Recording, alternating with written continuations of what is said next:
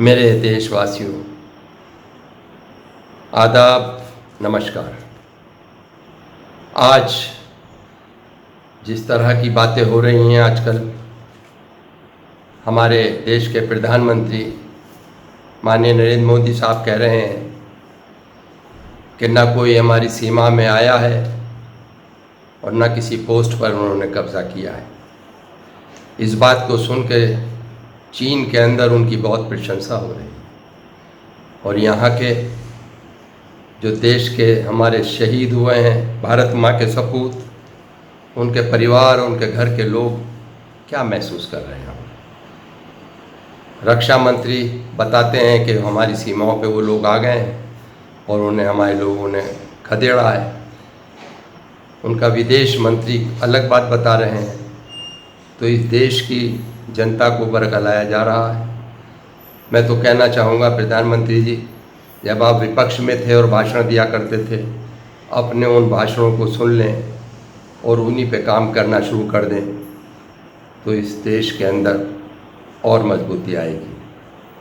हमारा काम है, विपक्ष में है।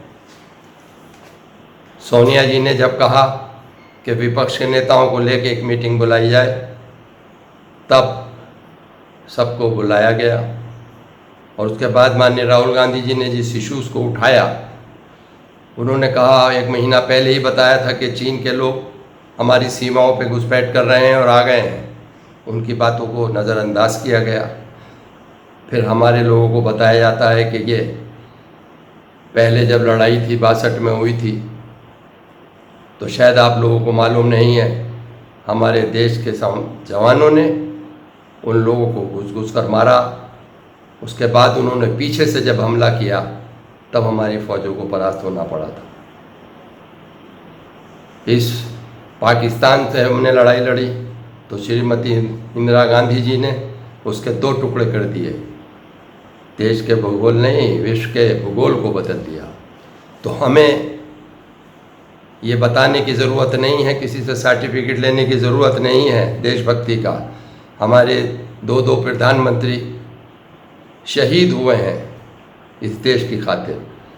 तो मैं सिर्फ इतना ही कहना चाहूँगा, अपने जितने हमारे देशवासी हैं कि इस चीज़ को ये माने कि ये किस तरह की बातें करते हैं लोगों को।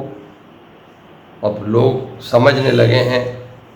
इधर कोरोना जनता को मार रहा है, उससे बचने के लिए बताया आत्मनिर्भर हैं, अब आपको खुद ही रहना है। जब इतने केस नहीं थे तो लॉकडाउन कर दिया, और जब केस हो गए तो लॉकडाउन अनलॉक कर दिया।